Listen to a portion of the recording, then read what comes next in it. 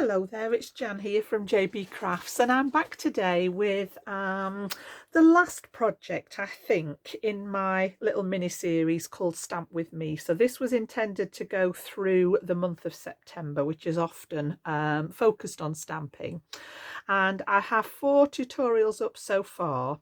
Now, the 5th Tuesday that I normally post these landed on the 1st of October. So yeah, I'm not quite sure at the time of filming whether I will upload this for the 1st or whether I will do it for the Monday, which will be the 30th of September. I'm not quite sure yet. My OCD is saying that if it was stamped with me for September, it should be uploaded in September, but I do normally post on a Tuesday for this type of project. So yeah, I'll wait and see when I upload as to what we decide on. So you may be watching me on the Monday, you may be watching me on the Tuesday. I'll make a decision when I upload the video. So this one's actually a special design today. This one's for a family member that turns 18. So yeah, it's for my nephew. So yeah, I've really enjoyed putting this one together. And again, I've included it in that Stamp With Me series because we've got some stamping and heat embossing, which is a technique that I haven't covered during that little mini series. So we're actually going to do that today. So if I just pick this up and just tilt it, you should be able to see that lovely glossy finish on the stamped image there, and we've got a little bit of a gradient. I'm actually going to use some of my Distress Oxide inks to stamp with, and I've used sort of almost like a gradient of the lilacs into purples with just a little bit of black at the bottom just to deepen it up. I wanted that kind of ombre faded effect. So yeah, I'll show you how we've done that in a second. We'll do the stamping first, and then the rest of it, it's on a shop bought card. I love these scalloped edge cards for a special occasion card, so I tend to keep these for, you know, family events, birthdays and events, of anniversaries, things like that. And it is a shop bought 7x7 size, which I think I've mentioned before. Actually, the cards measure up at 6 3/4 inches square. So yeah, we've got the happy birthday stamp on there. I'll show you where that one's from. A selection of papers from my stash, and then I've just done the inside again just to link it all together. This was a little bit that was left over. I always make my pieces slightly bigger so that I can trim the edges, and this was just a little scrap left over, which I've decided to pop on the inside and just to link it all together. So that's the design we're going to make today. It's a normal side folding, what I call a book fold card design, and I'm going to show you how I've popped it together. So we're going to start with that stamping so that I can leave that to dry while we pop the card pieces together, and then I've got the other pieces prepared ready to show you how I've assembled them. So we'll pop that over to one side, and I'm going to bring in my equipment that I need for stamping. So I showed you the Distress Oxides, and I started with shaded lilac, and about 2/3 of the way down, a third of the way down, I've gone to Dusty Concord, the bottom third in Villainous Potion, and then just along the very bottom edge in Black Soot, just to really deepen that purple at the bottom. So those are my Distress Oxides that I'm going to use. I also need to bring in my little anti-static pad because we are going to do some heat embossing, and I've also got my clear embossing powder, which we're going to put over the top.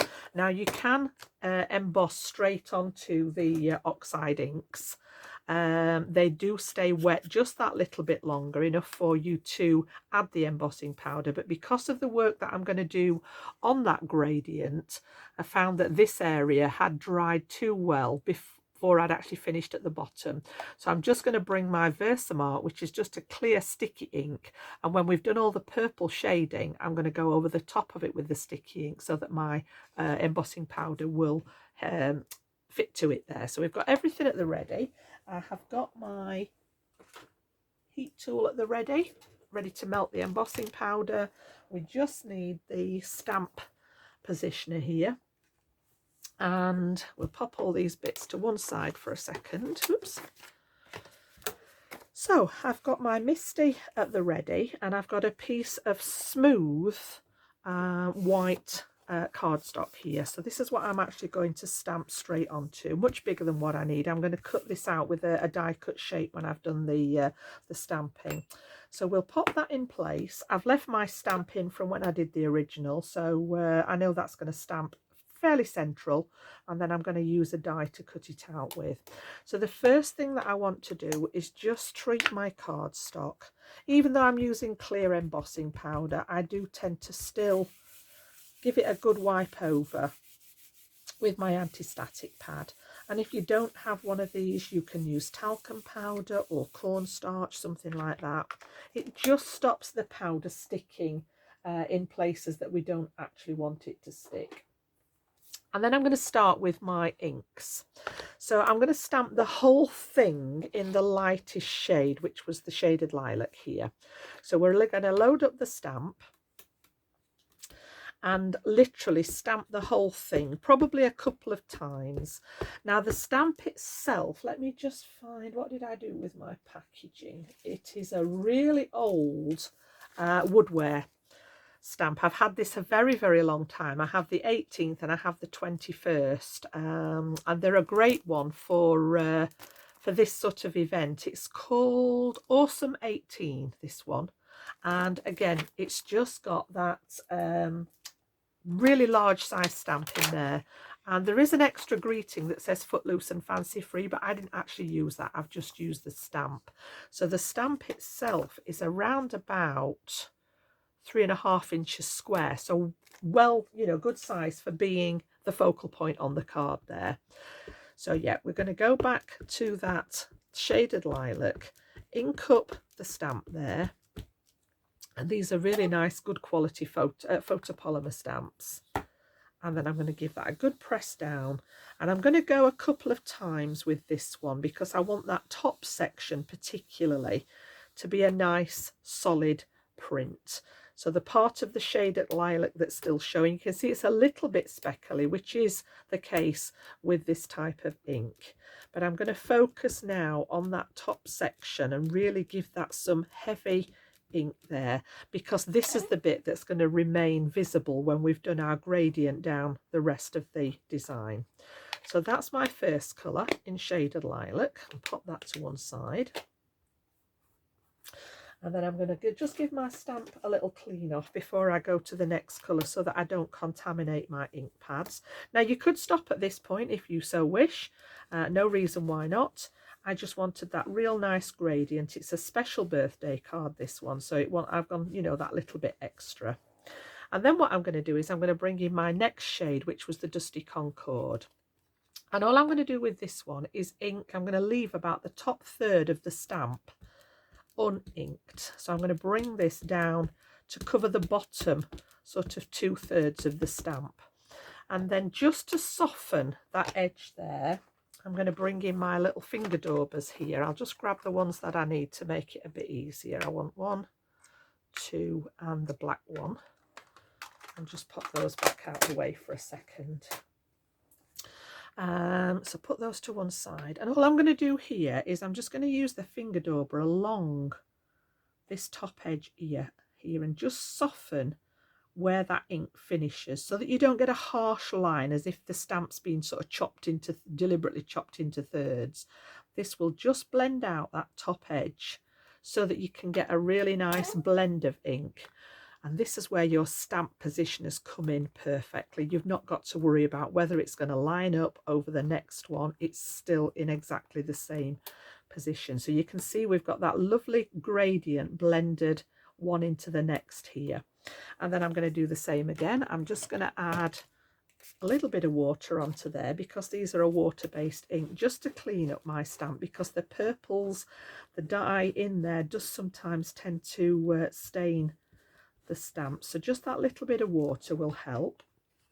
And then I'm going to come into the third shade of purple, which was my Villainous Potion, which is a really nice dark rich purple. And then I'm going to come down again to around about that bottom third this time and ink up the bottom of the stamp there with the darkest purple. And then I'm going to do the same again. I'm going to take my finger dauber and again I'm just going to blend out that last bit where we've got the harsh line from the ink pad there. And if you don't have the little finger daubers, you can do this with a little bit of tissue, or if you use the brushes, anything like that, just to take that hard edge away.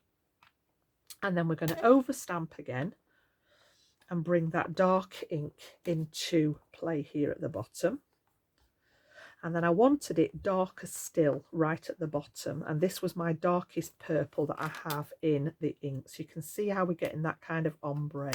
In fact, I might just do that one again to get a really dark purple towards the bottom. So we'll just build up that colour there and do exactly the same technique again, just blurring that line so that we've not got that harsh line across from the edge of the ink pad, and give that a good press into place. And then just to make it really, really dark at the bottom, I am going to bring in some black. So the black over the purple won't actually look black. It will just give me a really, really nice dark sort of shade of purple. So yep, we've got the black soot at the ready, and I'm just going to bring this one right down to the bottom here. So just the very edge across the bottom here. Give it a good press on there to get that black. And I might do this one twice as well, just to build up the colour intensity of the colour. Again, I've got my black dauber this time, and I'm going to fade that line again so that they all just effortlessly blend one into the other. And then we can lay that layer down over here. Now, what I was saying at the beginning is that the oxide inks on a straight stamp would stay wet enough to put your embossing powder over the top, but because I did this a while ago now, it has started drying, and when I did the first one, my embossing powder didn't stick. So we're going to sort of cheat a little bit with that one when we get this next layer down. So just that last layer of black, I think I'm about ready for a re-ink on my black. I do use this one quite a bit, and it does seem to be a bit less intense than some of the other colours. So again, just blurring that edge.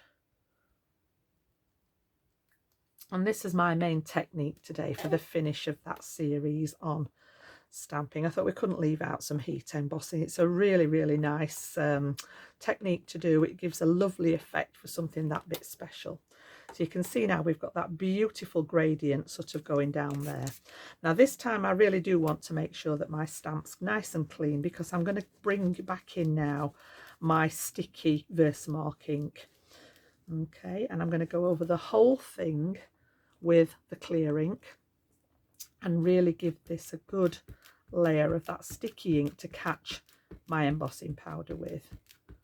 So make sure it's well inked up, and then give that one final press. I'm going to bring that pressure tool in again, make sure that we transfer all that sticky ink, give it a second or two to transfer and the paper absorb that that ink. And then once we're happy with that, I'm going to take the card out. I'm going to bring in my embossing powder here, and I'm going to cover the whole thing now with my clear embossing powder. So plenty on there. Tap off any excess, and then we're going to melt that with the heat tool. So I'm just going to get all these bits cleared away. Pop that out of the way, and I'm going to put the lid on my embossing powder so that I don't blow it everywhere with the heat tool. And then we're going to bring this up to temperature. It's always better to have your heat tool on as hot as it will get. Whenever we add heat to cardstock, it does tend to warp it. So the less time it's on the card, the better. In which case, the hotter it is to start with, gives you that chance to get it the first time.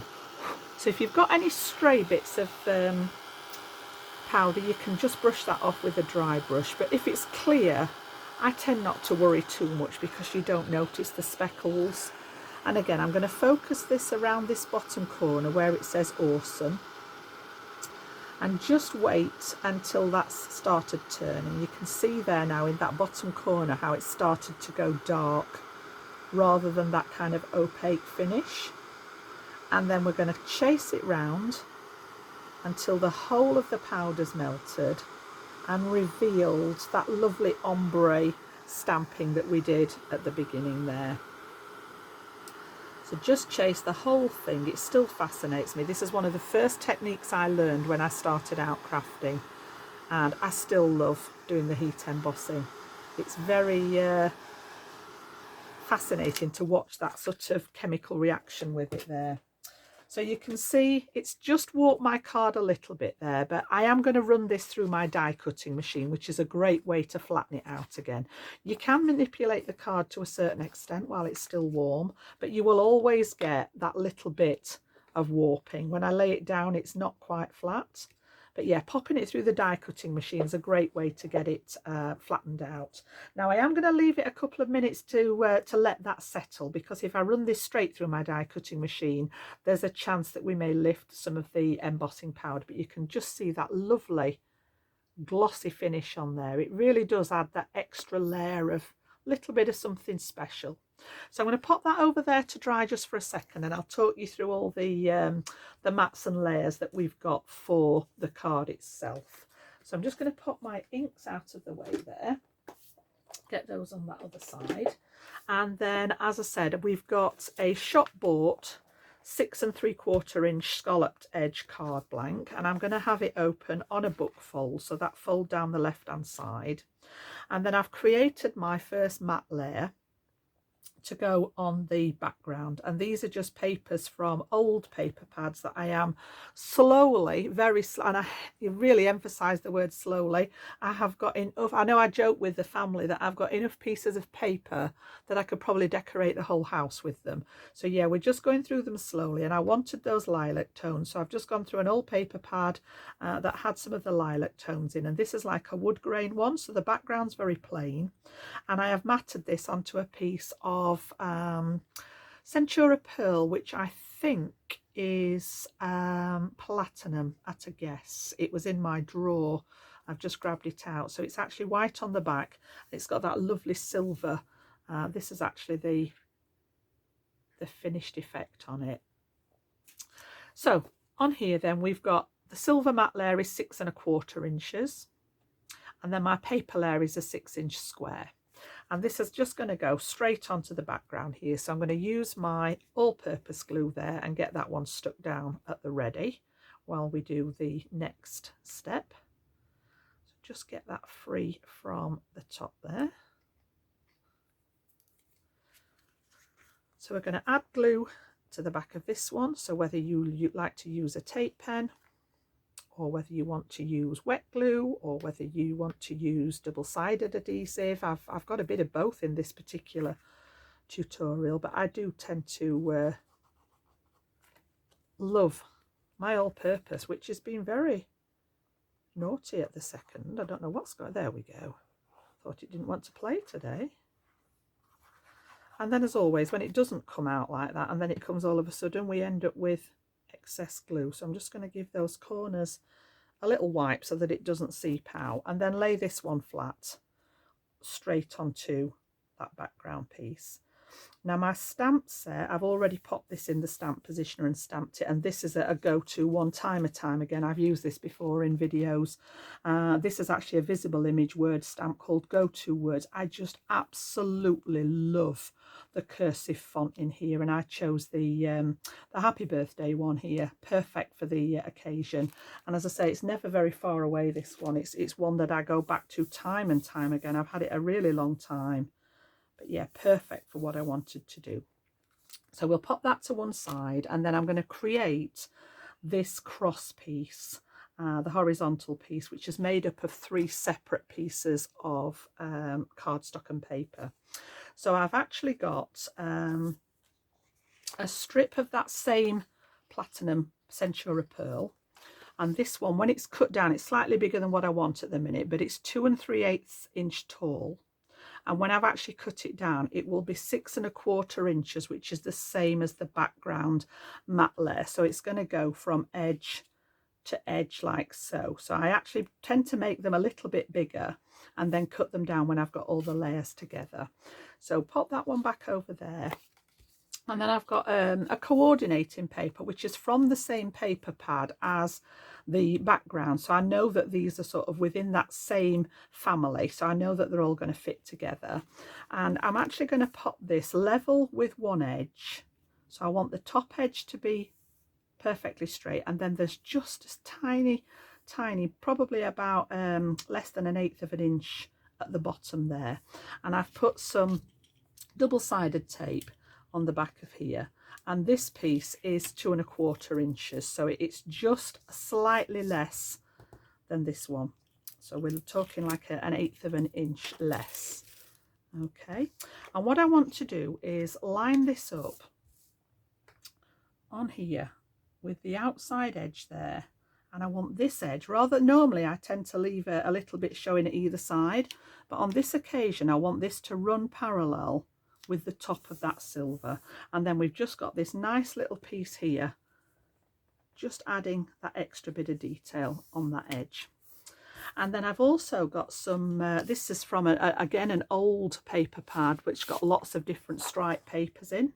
So you can either have this horizontal or vertical. And I've just taken a piece off here that's about just over an inch, about 1 1/4 inches deep. And I'm going to pop this underneath here because I just wanted some black and white there, just to link in the fact that I've stamped my sentiment in the black. This was the only thing black on the card. So again, it's just bringing in that little hint to join it together. So again, I've put some double-sided tape. I don't often use the double-sided tape, but it's perfect for this kind of thing. And I'm going to take the edge that's got the strip of silver showing and just sort of line this up with the top of that stripe there, so it's got the black showing like so. So this is going to be the piece that goes across here from edge to edge. So what I need to do now is cut this down. Now I've got it all together at 6 1/4 inches, which was the distance that we had originally across that piece here, to 6 1/4. So I'm just going to bring in my paper trimmer for a second, and we can put this in and cut through all 3 of these layers together and get a nice clean edge. Rather than trying to line them all up perfectly, I find it easier to do this than have it cut, all 3 pieces cut down, and trying to get more than one edge straight. And then this was the bit that I had left that I've trimmed down to make that little piece inside here. Okay, so I'll probably discard that one now. Who knows, it may go in the scrap box, who knows. And then this one is going to sit just above where we've got that happy birthday and go from edge to edge there. So I'm going to use the glue again on the back here, and we'll get this one secured in place. So again, I want to sort of line it up with one edge and just have it above the sentiment there. And again, this time, this is the beauty of having the wet glue now, because I can wriggle that into place where I want it to go and make sure these 2 edges are nice and flush. Okay, so I have another piece of that silver, that platinum cardstock, which I'm going to mat my die cut on. And my die cut again is an old Spellbinders die. I've dug these out recently. I used to use these a lot before I worked for Crafters Companion, and then obviously once I was working for that particular company, obviously we work with their products. So yeah, it's been nice to get stuff out. So these are a really old set. I think they're all labels, and they go through all the different numbers. And I'm going to cut my white layer out, so the one that we stamped, with this particular one. So all I've done is cut my silver piece slightly bigger so that I've got a nice matte layer behind it. And I think, if I remember rightly, this one was 4 1/8 of an inch square. All right, 4 1/8, yeah. And then because we'd got some rounded detail on here, I've just used my corner rounder and rounded the corners on that silver piece. I know that these are square, but it just gave that little bit of a contrast. So the next thing we can do, this should be nice and dry now, it should all have set, so just make sure there's no stray bits of embossing powder. And then I'm going to line this up on my cardstock here, and we'll pop this through the Gemini the die cutting machine and get it cut out. So all I want to do is just eyeball that everything's around about centered and it's nice and straight. And then I am going to tape it into place just because that card's a little bit warped there. And then just let me pop this through my Gemini, which, as a lot of you know, is actually sat behind me. So I will just need to pop round for a second with my normal cutting plates there and pass that through the Gemini.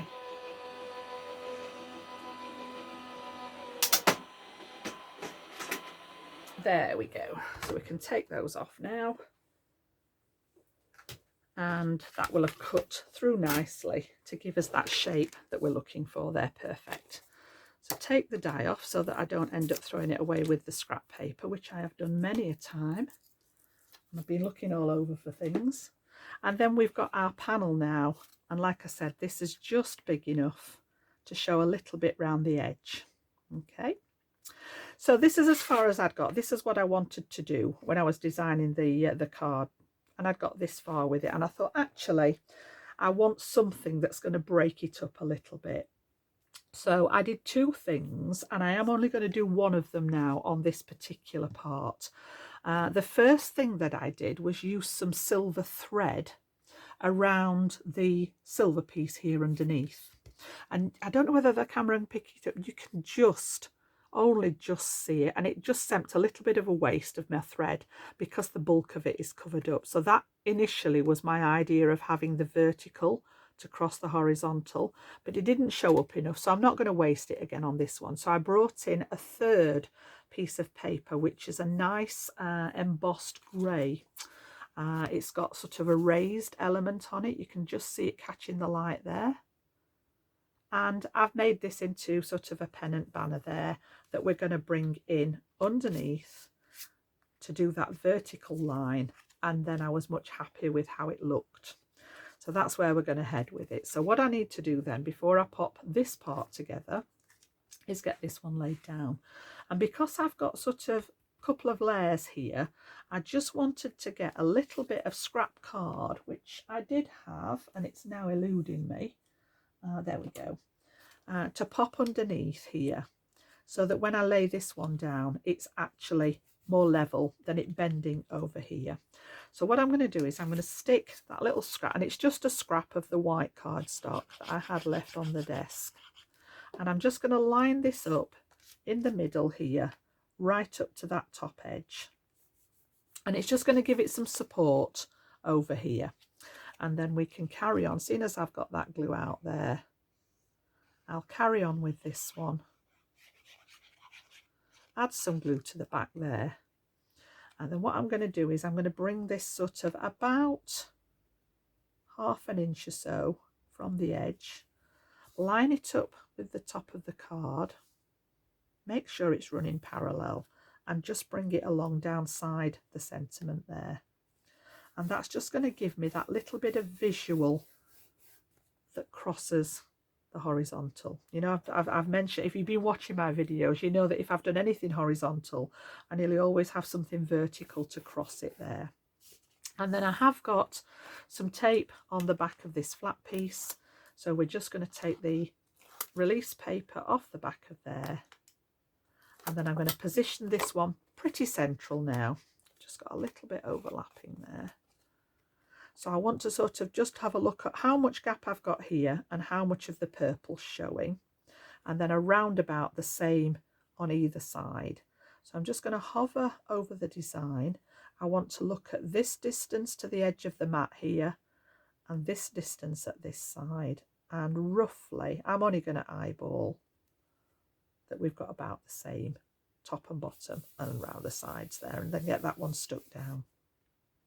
And then I am going to raise this one a little bit. So I'm just going to bring in my foam tape. And again, you've seen the big reel of foam tape that I've got. I tend to usually chop a piece off rather than trying to manage with the roll there.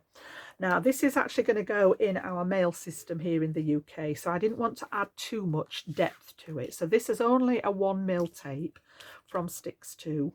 And I'm just going to pop some strips down the back of that piece that we embossed, and this again will also help to keep it flat. So it's a good way of working with it there. Leave that bit, and then that's all I need to support that under here. So if we take the backing off this one and just get rid of those backings, really easy to take off as well. Anybody that's followed me for a while know that I used to have a love-hate relationship with my foam tape and foam pads, but this is so easy to take on and off. So again, I am going to pop that where I think it needs to go and just tack it down lightly so that I can lift the card and make sure that we're in the right place. Normally I would look right over the top of it, but I don't want to pop my head on the camera there, and give that a press down. So it's got minimal height here. It's just got that little bit of dimension which casts a bit of a shadow, but it's not too much that it's going to cause a problem in the mail system there. And then I decided I wanted a little bit more colour in the centre here to pick up the greys that silvers go with it.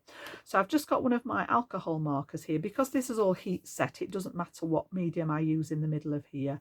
And this is just a very pale ice grey, and I'm just going to fill in the centre there of that number 18 just to highlight it. And I know we've got the big 18 on the outside, but this was just to link in and pick up some of that silvery grey. You could do this with a sparkle pen if you wanted to. You could add some like glossy accents over the top of it if you wanted to highlight it even further. But with the heat embossing, I'm happy with the glossy section on the large 18, but I just thought that actually brought it in line with the rest of the design there. And then embellishments today, I've not got a massive amount of embellishments. I've got a couple of little silver stars that I've cut from some scraps of glitter card.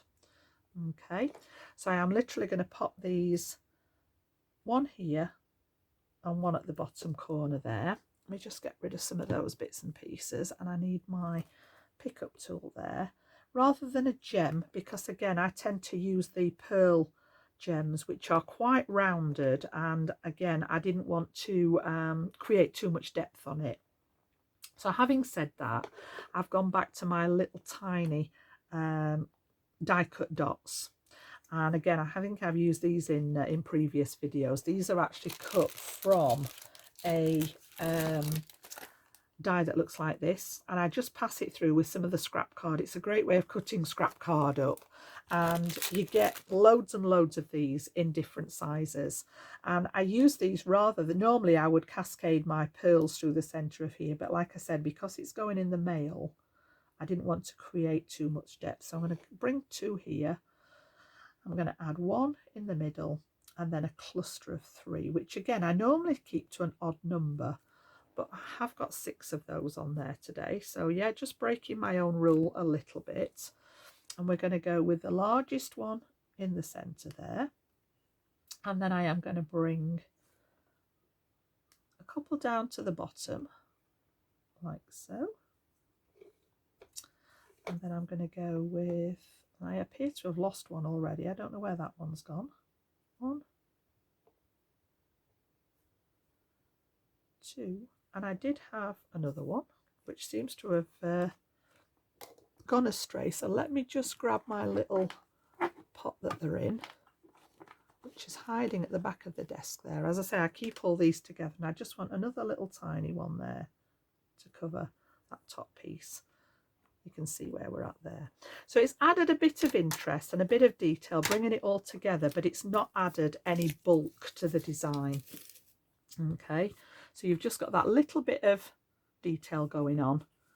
And then I couldn't stop. I couldn't help myself. I did actually pop just a couple of very, very pale lilac sparklies here. I just felt as if it needed something on the bottom of this banner. And they are slightly raised, but they're no higher than what the foam tape is under that main section here. So that's the only thing that I added, and those were the last 2, so I can't pop them on this one, but those were the last 2. So this is the one that I will send out, and of course it's got that insert which I've rounded just the top corners in here, just as a nod to the front of it. I've added some of the stars to link it to the front, and then that little piece, like I said, the piece that was left over here, I've just trimmed down and made another little banner to create the link with the design and the shaping all on the front. So that's my card design for today, using the heat embossing. So we've used clear embossing powder just to get that lovely shiny finish and creating that gradient with my ink. So again, if you are picking this up part way through, the inks that I use, let me just put those back into that order, were my oxide inks. And we've got that lovely sort of ombre effect, finishing with the black right at the bottom to create that very deepest shade of purple. So I hope you've enjoyed it today. If you have, please consider giving that video a thumbs up for me. And this will be the last one of my Stamp With Me series. As we move into October, I am going to start some Halloween projects. I've got some of those lined up for the next month. So yeah, I hope you've enjoyed it. Please enjoy the rest of your day, whatever you're doing, and I'll be back very soon with another tutorial. So I'll see you then. Bye now.